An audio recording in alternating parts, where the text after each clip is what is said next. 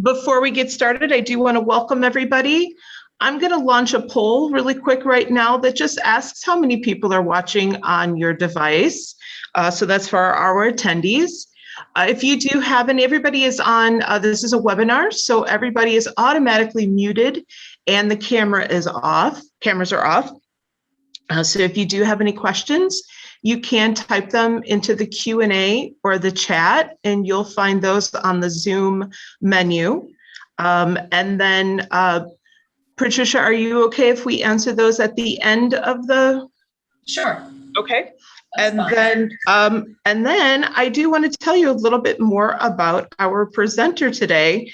And let me pull up something real quick here. All right. So Patricia, I need to ask you first, do you pronounce your last name Skalka? Yes, that's correct. Thank you. So Patricia Skalka is the author of the award-winning Dave Kubek Door County Mysteries. Currently, there are 6 books in the series: Death Stalks Door County, Death at Gills Rock, Death in Cold Water, Death Rides the Ferry, Death by the Bay, and Death Washes Ashore. Skalka turned to fiction following a successful career in nonfiction. Her many credits include staff writer for Reader's Digest, freelancer, ghostwriter, writing instructor, and book reviewer. Skalka is the past president of the Sisters in Crime Chicagoland chapter and a member of several professional organizations, including the Authors Guild of America, Mystery Writers of America, and Society of Midland Authors. She lives in Milwaukee and Door County, Wisconsin. Welcome. Thank you. And welcome to everyone who's attending. I have no idea because I can't see anybody. I'm just talking, kind of looking at myself. So I'm glad you're here. It's a lovely day in Milwaukee. I hope the sun is shining where you are. And thank you for that lovely introduction as well. And it's always nice when libraries host these kinds of events because I think they're a tremendous service. I am, as Sue said, I was a nonfiction writer, and now I am a mystery author. Mysteries were something I always wanted to write. I always wanted to write novels. I always read a lot of mysteries.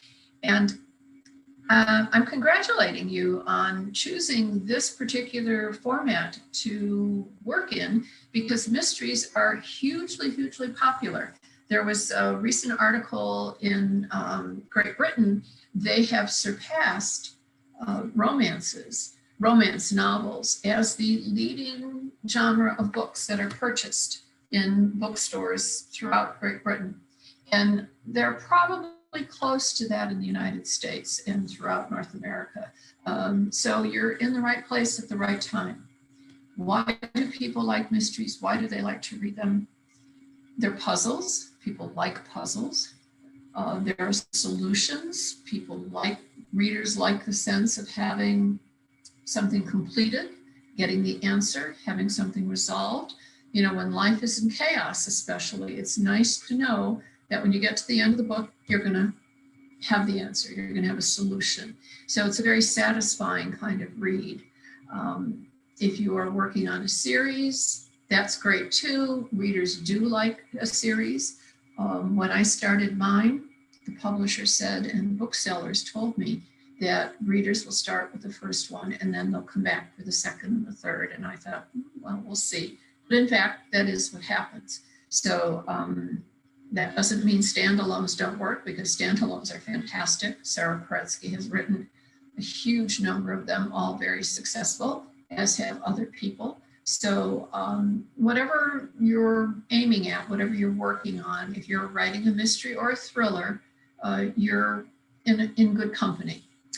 Now, this is talking about 5 ways to improve tension and suspense in your work.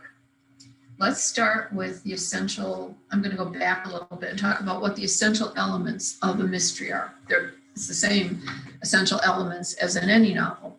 Your characters, they should be complex, they should be memorable, they should be flawed and struggling. This is particularly your protagonist, but the others as well.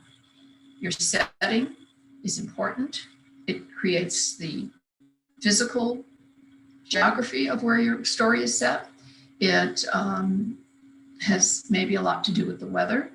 You know, the Arctic is a lot different than the tropics. And there can be a mood that comes from the setting, depending on your choice of place. And setting could also be a school or a campus or a city or a town. All of that is important in part of your story. So you have characters, you have setting, you have plot, which is the story itself. It is the action. What is happening? What is supposed to happen? What's at risk? And this is really key, because if you don't have an interesting story, it's really not going to work. You have to have a problem. In a mystery, the problem is pretty obvious. Who committed the crime? What is the crime and who committed it? And how are you going to stop it? How are you going to, in a thriller, okay, let me backtrack a little bit. A mystery, if you're writing a mystery, it doesn't matter if it's a YA or a cozy or a standard mystery. It means the crime has been committed, and the protagonist's job is to find the person responsible. In a thriller, it means there is a threat that has not been realized yet, and the protagonist's job is to stop the threat before it happens. So in one, the crime has happened, in the other, the crime is off in the future, and you're working against getting to it before it happens. Then you have the solution. The solution has to be credible.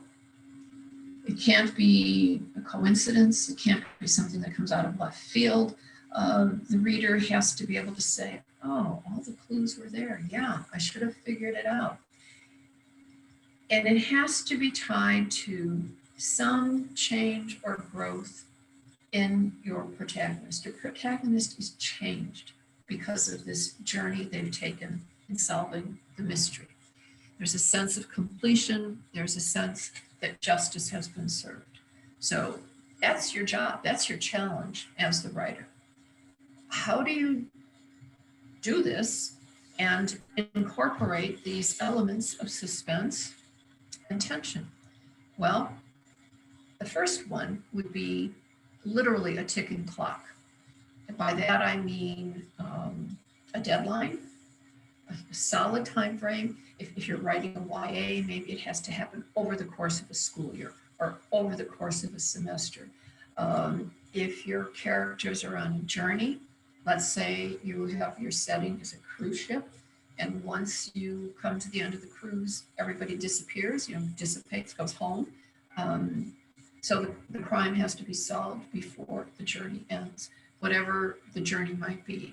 But literally, or it could be an imposed time frame. The mayor is hot to trot to have this crime solved because it's reflecting poorly on the city, and tells the police detective, you've got 2 weeks. Or in my case, I write stories set in Door County, Wisconsin, which is a popular tourist area. And in one of the stories, there was a huge festival coming. So the pressure was on to get this mystery solved before the festival started. And that imposed a certain tension, and you can tighten it as you go along. Maybe the protagonist thought there was 2 weeks, and then something happened, suddenly there's 1 week. So this makes everything a bit more, it has a sense of urgency. So you really want to have that element, the ticking clock, however you want to impose that. And it could even be something that the protagonist imposes. I'm giving myself X amount of time to figure this out for some particular reason. The other thing is that the stakes have to be high. If you have a serial killer, well, you want to stop that killer before there are more victims. If there is, it depends on the type of book you're writing. If you're writing a cozy, it can be a much more gentle kind of consequence, but it is still important to the characters. So again, maybe it's a festival, maybe it's a particular competition that they're involved in, and if something isn't resolved and someone can't compete, but the consequences have to be important.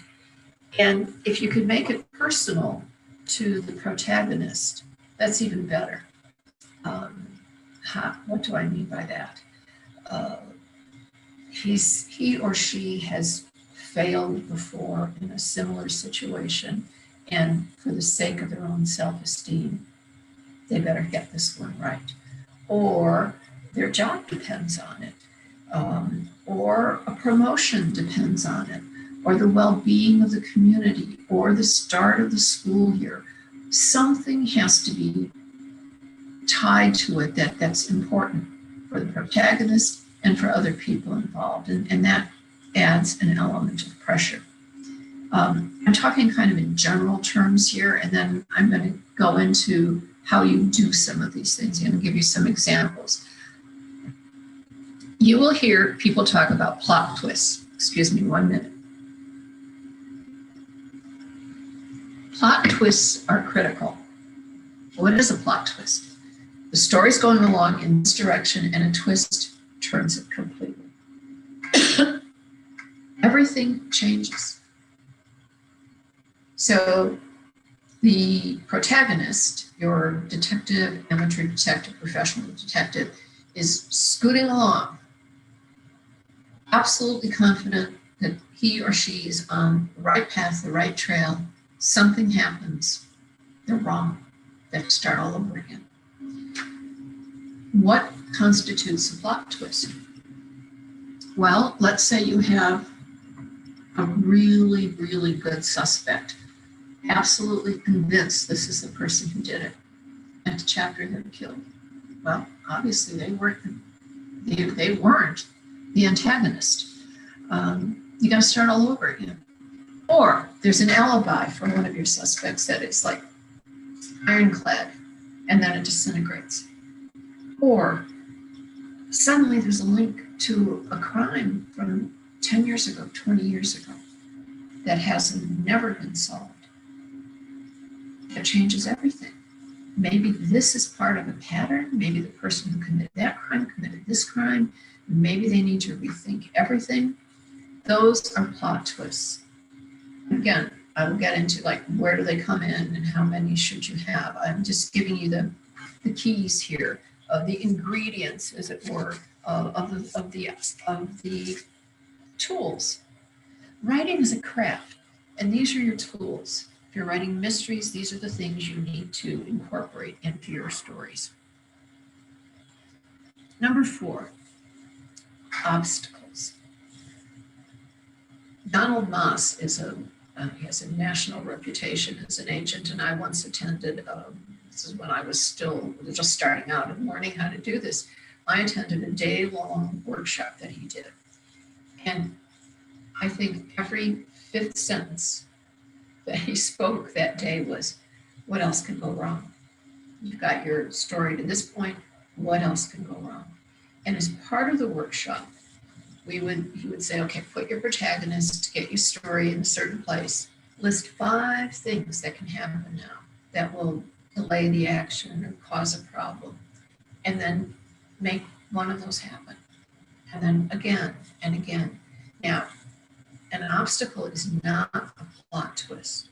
A plot twist changes everything. You start all over. You were wrong. An obstacle is like a little bump in the road, but it still causes a problem. You can have, let's say your protagonist has got this important rendezvous. They're going to meet with the person they think has key evidence. Their car doesn't start. Or they miss the ferry or the bus or the train.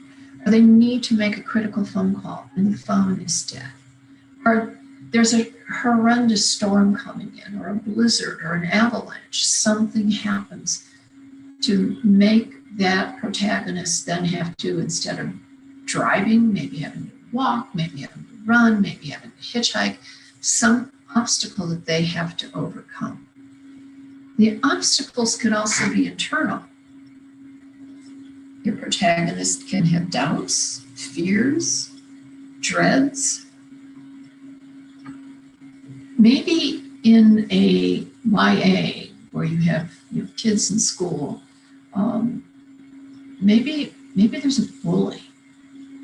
who just taunts the protagonist, the kid who's the nerd, or the girl who's always been kind of on the outside, but she's the one who's going to be able to solve this crime, but the bully is popping up and standing in their way, or they're laughed at for some reason, and that gives them pause and makes them wonder, am I the one to do this?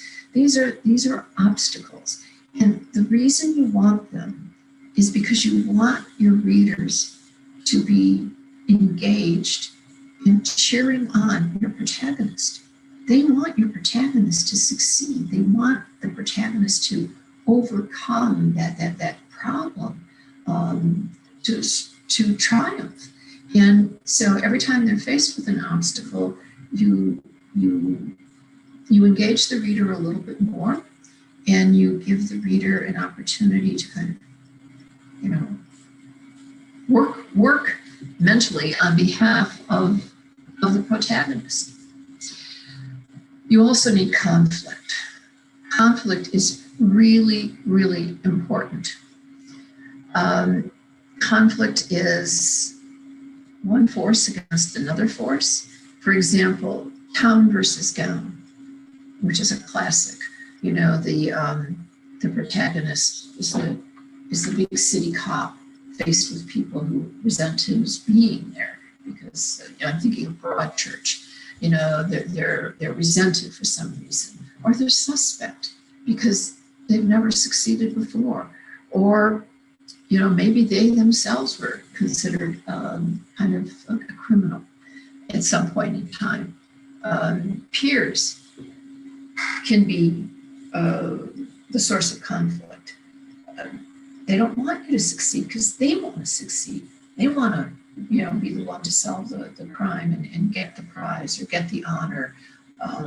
Or maybe there's ulterior motives. A very complex story where there are government forces involved, and although your protagonist is ostensibly solving the crime, there are officials who really would rather not have it solved for whatever reason. And that adds, a lot of elements to the story. So you need that conflict, forces butting heads against each other. So those are 5. And I said, the workshop was supposed to be 5 ways to increase tension. So you have the ticking clock, you have the stakes that are high, you have the plot twists, you have obstacles that you're going to introduce, and you have conflict. But I am going to add 2 more. One of which is, number 6, would be to find a way to end each chapter with a cliffhanger. It doesn't have to be a huge cliffhanger. It can be something small. The objective here is your reader gets to the end of the chapter and want to turn the page and keep reading. I will give you an example from my latest book. Death washes ashore. Look, can you see it? The boat washes up. There's a body discovered. Well, we don't know what's under the boat, okay? So this boat is flipped over. It's lodged in the sand. The sheriff and his deputy are struggling to get it out of this. There's muck and gunk and stuff. There's been a huge storm. It's really, the beach is a mess. And they've been trying. So they tried once, they tried twice. On the 3rd time, they failed again. And finally, on the 4th time, they feel the boat kind of come loose from the sand that is locked in place. They lift the side of the boat up. They knew that there was a victim under it because a hand had been protruding from under the edge of the boat. And more of the arm is coming into view. The 2 men struggle until the vessel is nearly perpendicular. And this is the way the chapter ends. Then they look down to see what they had uncovered. At first, I had gone right into what they had found. But then I thought, no, I'm going to end the chapter there, because if you're the reader, you want to know what they found. So you turn the page to the next chapter. That's an example of a cliffhanger. Or the phone finally rings. And maybe the first time it was the wrong number. And then the second time it was somebody about, a pizza delivery. And then the phone rings again. And Maybe you end the chapter there with the protagonist staring at the phone. Should they answer it? Go on from there. So it can be something small, it can be something large. The seventh one, and this has to do with the writing itself. It doesn't have to do with any of these elements that you use, but this has the craft of use, implies the craft of writing. To utilize the power of short sentences. I think we sometimes forget that the way we write, the rhythm of the sentences contributes to adding tension and suspense and surprise. And I'm going to give you an example of that. Short sentences alert the reader to the fact that something's going to happen. Long sentences are soothing and lulling and kind of peaceful and calm. A short sentence says, boom, pay attention. Here's an example from Ordinary Grace by William Kent Kruger. And this was a New York Times bestseller. He won the Edgar Award for Best Novel. It's just a beautiful example.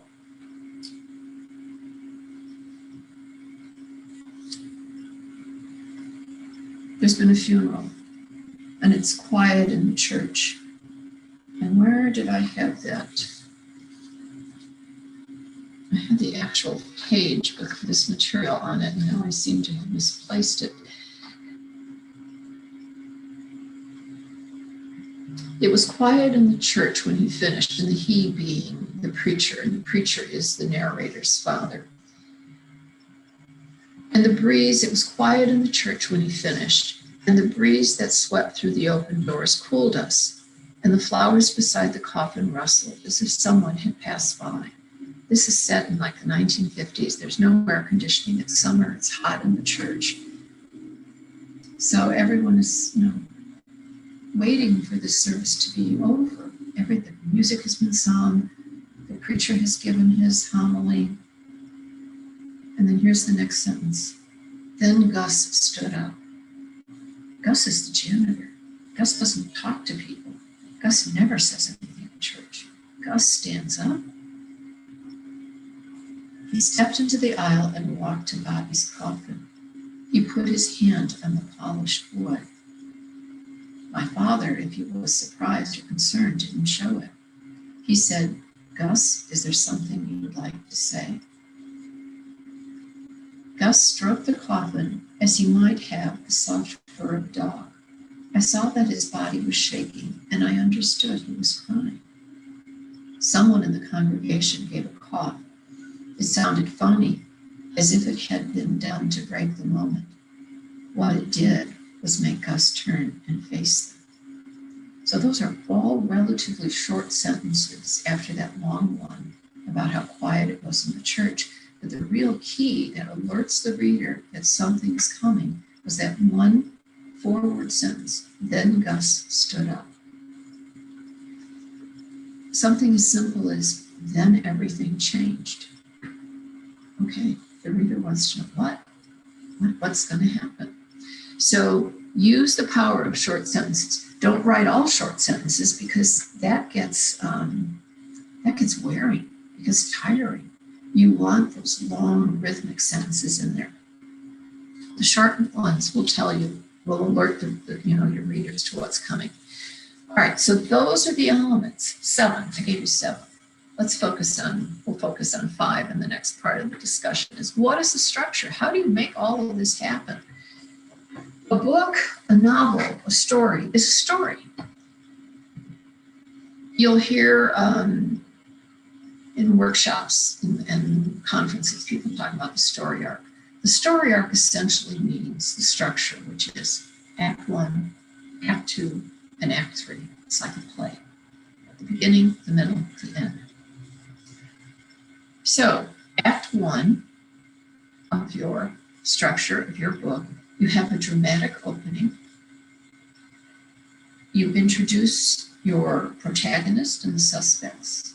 You introduce the event that sets the story off, that sets the dramatic opening, the body in the library, the body on the beach under the boat, the crime, the missing something.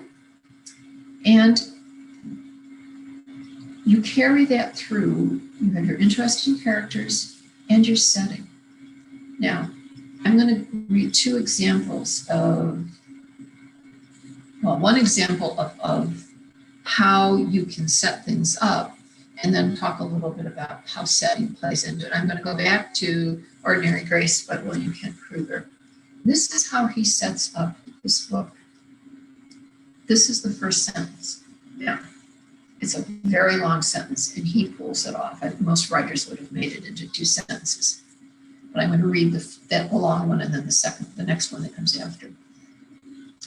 All the dying that summer began with the death of a child, a boy with golden hair and thick glasses, killed on the railroad tracks outside New Bremen, Minnesota, sliced into pieces by 1,000 tons of steel speeding across the prairie toward South Dakota. His name was Bobby Cole. What is it about this sentence that's setting up the whole book? It's the very opening. All the dying that summer. It's telling you, the reader, that Bobby died, but more people are going to die. So you want to know kind of, obviously the story about Bobby is going to be important, but who else died and why? So he set it up beautifully in the opening sentence. Does that mean you have to set it up in the opening sentence? No, but you need to set it up someplace up front. What about your setting? Where is your novel set? Where's your mystery set? And how can that tie into all of this? Susanna Clawkins is a Chicago writer. She's the current president of the Chicagoland chapter of Sisters in Crime. She writes historical mysteries. She has the Lucy Campion mysteries, which are set in London, 16th century London after the big fire. Huge social change, complete chaos, anything can happen. Her second mystery series is set in 1920 Chicago. They're speakeasy. They're called the Speakeasy Mysteries. It's during Prohibition in Chicago. Great setting. Gangsters, guns, crime all over the place. So your setting can be important in giving you the ammunition, all the tools that you're going to need, the conflict, the crime, the plot. Lori Raider Day was another Chicago writer, has a new book coming out. She does not write a series book, she writes standalones. And her new one that's coming out in the fall is called Death at Greenway. Greenway is Agatha Christie's home, the name of her home or estate. And during World War II, when children were being sent from London out to different parts of the country for their own safety and well-being, there were a number of children who were housed at Greenway. So just a brilliant idea to set a mystery at Greenway, because just the association with Agatha Christie gives you all kinds of elements to work with. Anne Cleves writes the Shetland Island mysteries, fog, isolation, rich history, resentments among people that go back generations. Jenny Milchman, who's from upstate New York, one of her more recent books is called Wicked River, and it's about a young couple that goes on a camping trip or honeymoon after they've just been married, hiking in these isolated woods along the Wicked River. Well, I mean, that's the title of the book, but anything with wicked in it is going to give you something. This place has a history, so you have that history to work with. So when you're thinking about your story, where is it set? And is there going to be anything that it can add to the sense of mystery? Can it, for example, I mentioned the Shetland Island mysteries. Think of these thick fogs rolling in and what that can do. Collisions, crashes, things disappearing. mistiness, and you see somebody, but maybe it's misidentification. The setting can add so much to your story. So choose your story wisely. If your setting is this innocuous, this perfect little, suburban setting, or small town, or a block in a big city where nothing's ever happened, then what do you do with that? Well, you use it. You create contrast. You say nothing's ever happened until that summer. Everything changed that summer, or it wasn't until the new people moved in down the block. So you can add suspense and tension to a setting that normally would be very complacent, and not have any of that kind of naturally. So it's you can work it however you want. Maybe nothing ever happened at this particular school until one particular teacher showed up, or this particular student showed up. I'm talking about writing YAs here. A lot's going to depend on the nature of your story. So you have, in Act 1, you have your dramatic opening, where you're introducing your protagonist, your suspects, the crime or the situation. If it's a thriller, you're presenting what is at stake. And your Act 1 goes until you reach roughly, it's your first plot point or twist. So everything's cruising along, it looks like the protagonist is going to solve the crime, and then boom, you have that plot twist. The main suspect is killed. The victim has been misidentified. Suddenly they're, whoa, that's not who we thought it was. Or a second killing occurs, a second death, a second murder, while your prime suspect was under arrest. Well, that pretty much shoots the hole in the protagonist's theory. So it has to start all over. So you've introduced all of your key elements, and you've taken the story to your first plot twist. How many plot twists do you want in your book? 3, at the most. Sometimes just 2, but 3 is good. So you've got 1 at the end of Act 1. 2 will occur during Act 2. And then your third act is your confrontation and your resolution. So what can happen, and what are other plot twists that can happen? Well, the time frame tightens, or you find out that a witness lied, or a key witness disappears. A third plot twist could be that you have a new suspect and their alibi just gets disproved, or new evidence is uncovered. It's up to you to up the ante here in what's going to happen. Now, remember, plot twists and obstacles are different things. So obstacles are occurring all the time. 1 a chapter, 2 a chapter. You want your reader to always be cheering for your protagonist and on their side. So they have to be facing issues constantly, the small issues, the little nitpicky issues, and then the bigger issues too, the plot twists. Your confrontation and your resolution.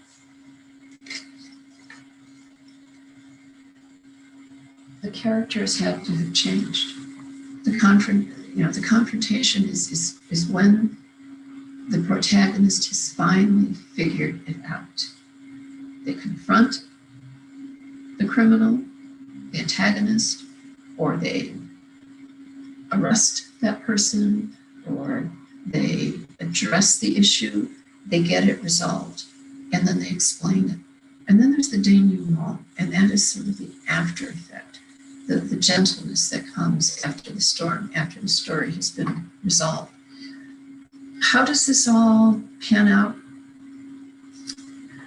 Act 1 is roughly 25% of your novel, which is, if you're doing 80,000 words, let's say, that would be 20,000 words. And within that, you've got maybe a 1,000 words, 2,000 words, 2,500 words to get to your opening, to the dramatic event that sets it off, the dramatic opening. Act 2 is roughly half of the novel, and Act 3 is again about 25%.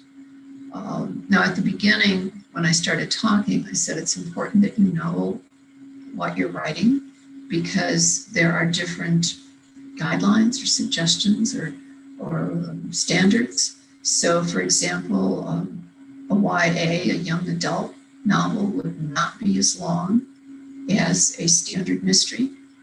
YAs are usually about 60,000 words. So, you know, this 25, 50, 25 would come out to different word count. The standard mysteries run anywhere from 75, 85,000 words. Historical fiction can be kind of all over the place, but never less than 60,000 words. So this kind of gives you a way to think of your story, think of the pacing, because pacing is very, very important. Should you plot your story out? Now notice I did not use the word outline.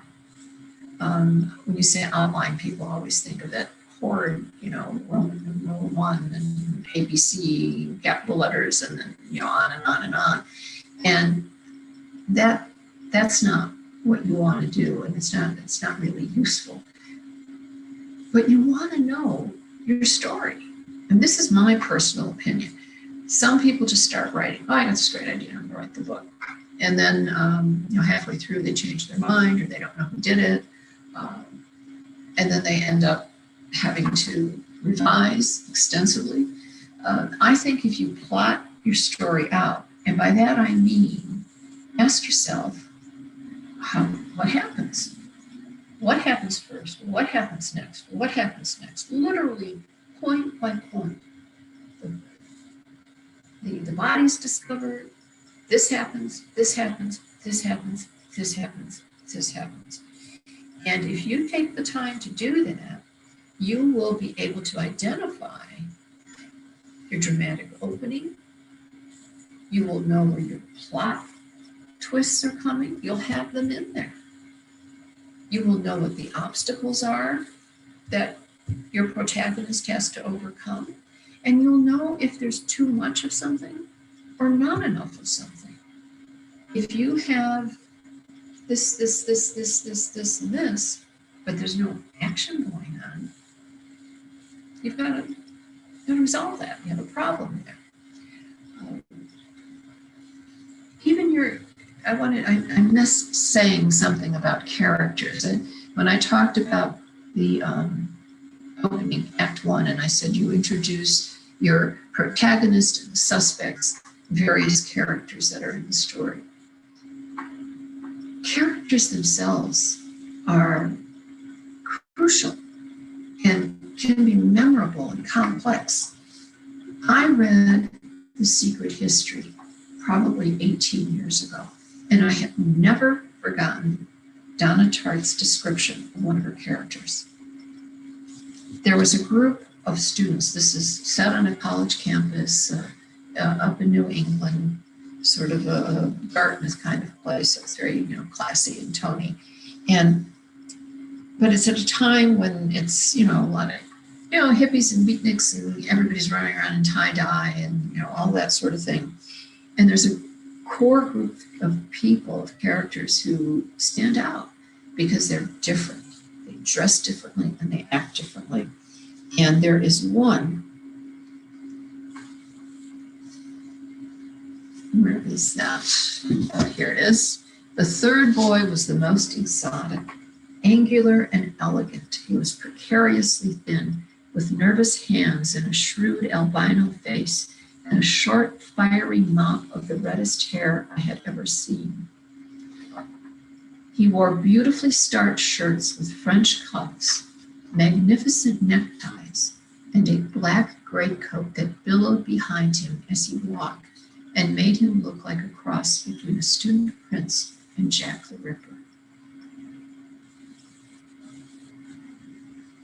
That image has stayed with me for almost 2 decades. This billowing gray coat, this black gray coat, the kind of dusters that the old cowboys wore there. I mean, marching across a campus where everybody's, like sitting on the grass and, in t-shirts and jeans and cutoffs and whatever. How can you go wrong with a character like that?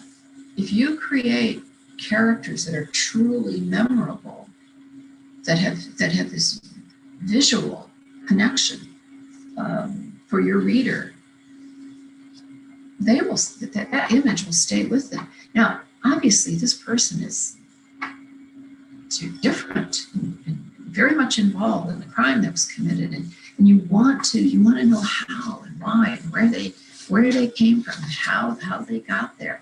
So your setting is important. Your characters are important. Your character should be flawed, a little bit down and out. I'm talking about your protagonist here, and needs to solve this mystery or needs to stop the crime from happening if you're working on a thriller, because it's just personally very, very important and critical. I'm going to take some questions now. And I don't know, is someone, Sue, do you come in and ask the question? Yes, so I'm Jez. I am the Adult and Teen Programming Coordinator. I just sent Sue to lunch, so I'm just going to step in here. So if you do have any questions, you can put them in the Q&A or in the chat. I'd be happy to ask those. While we are waiting for that, can you just review real quick what the 7 points were?